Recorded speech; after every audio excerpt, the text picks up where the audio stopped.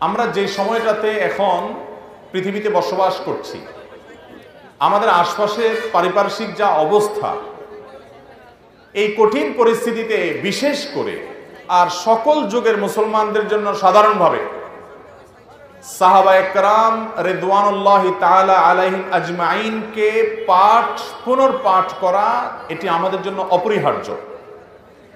কারণ আমরা এখন দিকভ্রান্ত, আমরা দিশেহারা, আমরা নানান দিক থেকে বিভ্রান্তির বেড়াজালে আজ আক্রান্ত।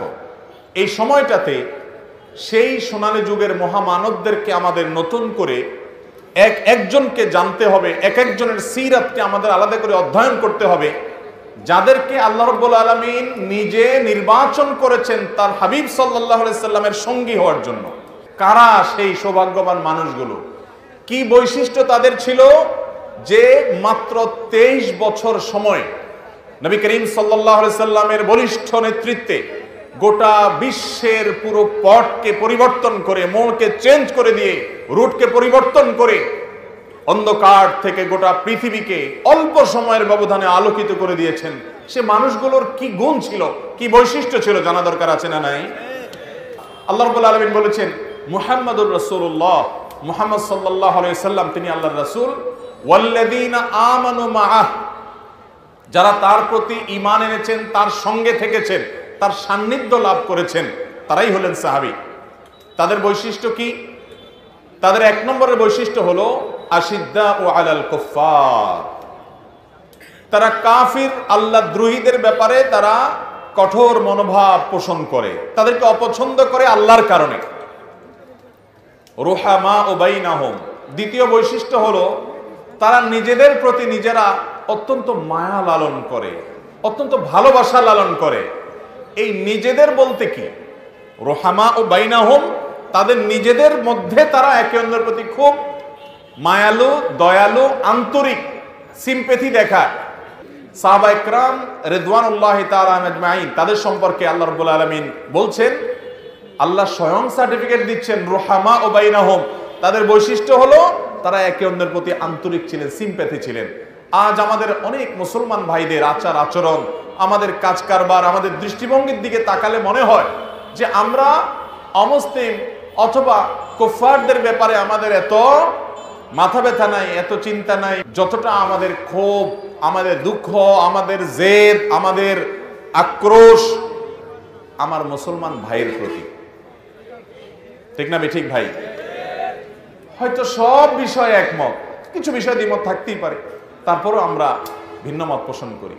দিনের একটা প্ল্যাটফর্ম আপনি আছেন, আরেকটা প্ল্যাটফর্মে আরেক ভাই আছেন।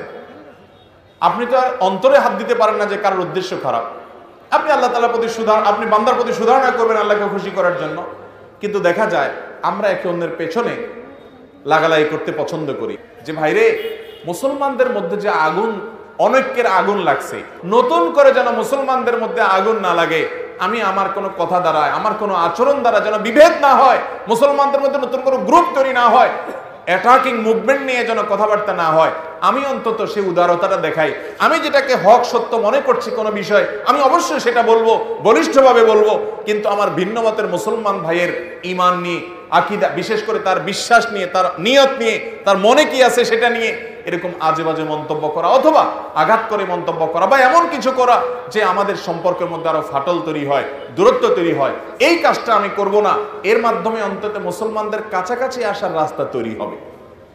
আজ মুসলমান অন্য ভিন্ন মতের মুসলমানের সাথে তাকায়া মুস্কি হাসি পর্যন্ত দিতে চায় না। টুপির ভাঁজ দেখে যে আমার মতো টুপি কিনা, তারপরে হাসি দিব। আল্লাহ তাআলা আমাদের দিলগুলোকে বড় করার তৌফিক দান করুন। সাহাবায়ে কেরামের বৈশিষ্ট্য ছিল রুহামা ও বাইনাহুম, তারা পরস্পরের প্রতি খুব আন্তরিক ছিলেন, খুব মায়া করতেন, খুব দয়া করতেন। আল্লাহ রাব্বুল আলামিন আমাদের অন্তরগুলোকে সেরকম দয়া মায়া দিয়ে পরিপূর্ণ করে দিন। সাহাবাদের তৃতীয় যে বৈশিষ্ট্যের কথা আল্লাহ বলেছেন, আশিদ্দাউ আলাল কুফফার রুহামা ও বাইনাহুম তারাহুম রুকআন সুজদা, তারা সবসময় সালাতে দেখা যেত তাদেরকে। তুমি দেখবে তাদেরকে হয় রুকুতে আছে না সিজদা আছে, মানে সালাতের মধ্যে, নামাজের মধ্যে তারা মগ্ন থাকতেন। ফরজ তো ফরজ লম্বা লম্বা কেরাত দিয়ে পড়তেন। আজকাল তো আমাদের নামাজের এত বেহাল দশা, এত হুলস্থুল। সাহাবীরা অন্যের কল্যাণকামী ছিলেন, কিন্তু সালাতে তারা এত বেশি মনোযোগী ছিলেন, যখনই তাকানো হতো যে সালাতই শেষ হয় না, তাদের নামাজই শেষ হয় না, দীর্ঘ কেরাত, দীর্ঘ রুকু, দীর্ঘ সেজদা দিয়ে। এই মানুষগুলো কিন্তু সেই মানুষ গোটা পৃথিবীর পট পরিবর্তন করে দিয়েছেন মাত্র 23 বছর সময়। 23 বছরের ভিতরে 13 বছর তো শুধু মক্কার জীবনে প্রেসারে জুলুমে নির্যাতনেই ছিলেন, কাজ করার সুযোগই পান নাই। মদিনায় আসার পরে 10 বছর সময় পাইছেন, অতএব বলতে গেলে 10 বছর। এই 10 বছরের মধ্যে গোটা পৃথিবীর নেতৃত্ব যারা বুঝে নিয়েছেন, তাদের যোগ্যতা কি ছিল দেখেন। তারাহুম রুকআন সুজদা। আল্লাহ রাব্বুল আলামিন খুশু খুশুর সাথে আমাদেরকে সালাত আদায় করার তৌফিক দান করুন। 4 নম্বর বৈশিষ্ট্য হলো ইয়াবতাগুনা ফাদলাম মিনাল্লাহ ওয়া রিদওয়ানা। তারা সালাত এবং রুকুতে সিজদাতে পড়ে থাকতেন। মুসলমান পরস্পর পরস্পরকে ভালোবাসতেন, আশিদ্দারুল কুফার ছিলেন। তাদের মূল উদ্দেশ্যই থাকতো আল্লাহর অনুগ্রহ এবং আল্লাহর সন্তুষ্টি। দুনিয়ার কোনো ধান্দা মতলব উদ্দেশ্য তাদের ছিল না। মুখলেস ছিলেন, তারা নিষ্ঠাবান ছিলেন, তাদের নিয়তের ভিতরে কোনো ভেজাল ছিল না। আল্লাহ তাআলা আমাদের নিয়তগুলোকে খালিজ করার তৌফিক দান করেন। 5 নম্বর বৈশিষ্ট্য হলো সীমাহুম ফি উজুহিহিম মিন আসারিস সুজুদ। তারা রাত্রে যে তাহাজ্জুদ পড়তেন, রাত জেগে যে আল্লাহর দরবারে চোখের পানি ফেলতেন। ভাইরা আমাদের যুবক ভাইয়াদেরকে বলছি, বিশেষ করে রাত 2টা 3টা পর্যন্ত পছন্দের দলের খেলা দেখে ফুর্তি করেছেন অনেক দিন।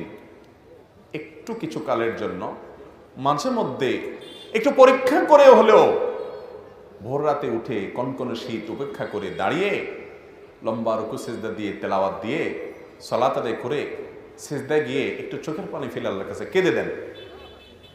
আল্লাহর শপথ করে বলছি, পৃথিবীর সবচেয়ে তৃপ্তিদায়ক মুহূর্ত আপনার কাছে সেই মুহূর্ত হবে যখন রবের সামনে দাঁড়িয়ে একটু চোখের পানি ফেলতে পারছেন।